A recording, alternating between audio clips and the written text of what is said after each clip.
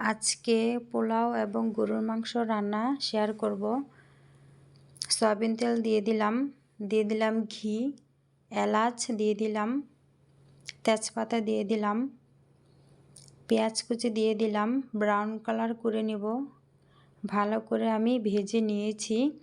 এই পর্যায়ে দিয়ে দিব ধুয়ে রাখা পোলাওয়ের চাউল। ভালো করে নেড়ে চেড়ে নিলাম।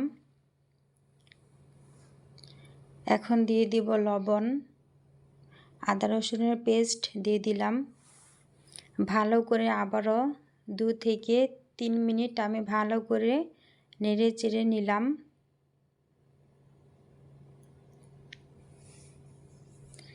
পোলাওয়ের চাউলটা আমি ভালো করে ভেজে নিলাম। এ পর্যায়ে দিয়ে দিলাম গরম পানি।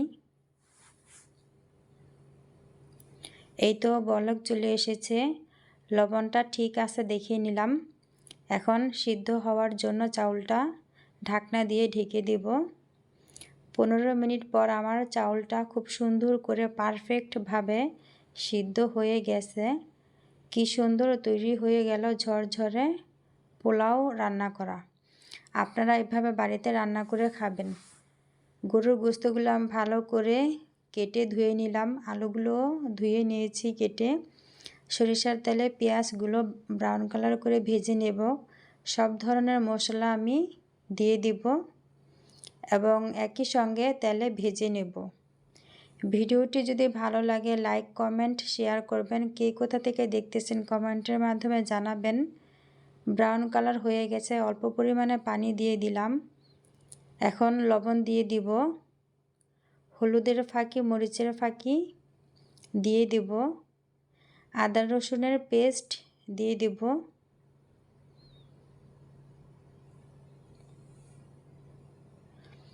ভালো করে মশলাটা কষিয়ে নেব যাতে কাঁচা গন্ধটা চলে যায়। ঘরে তৈরি করা মশলার পেস্ট দিয়ে দিব। এই মশলাটা ঘরে তৈরি করে দিলে মাংসের স্বাদ দ্বিগুণ পরিমাণে বেড়ে যায় এবং রান্নাটাও খুব টেস্টি হয়। গরুর মাংসটা আমি ভালো করে কষিয়ে নিলাম। এখন দিয়ে দিলাম 3টি রসুন আস্ত। ভালো করে আবারও কষিয়ে নিলাম। মাংসটা খুব ভালো করে কষানো হয়ে গেছে, তেল উঠে এসেছে। এ পর্যায়ে দিয়ে দিলাম গরম পানি। এই তো বলক চলে এসেছে। মাংসটা আমার 60% সিদ্ধ হয়ে গেছে। এদিকে আমি আলুগুলোও দিয়ে দিলাম। তৈরি হয়ে গেল গরুর মাংস। আলু এবং গরুর গোশত ভালো করে সিদ্ধ হয়ে গেছে। এ পর্যায়ে দিয়ে দিলাম জিরার ফাঁকি। লবণটাও ঠিক আছে। তৈরি হয়ে গেল গরুর গোশত রান্না করা রেসিপি।